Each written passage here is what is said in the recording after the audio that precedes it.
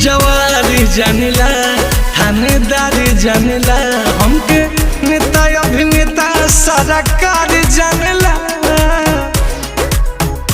52 बीघा के हैं जमींदार, एक तकुआरी दूजा हई रंगदार, तीसरे में जतिया बारांड हो हमार। एक तकुआ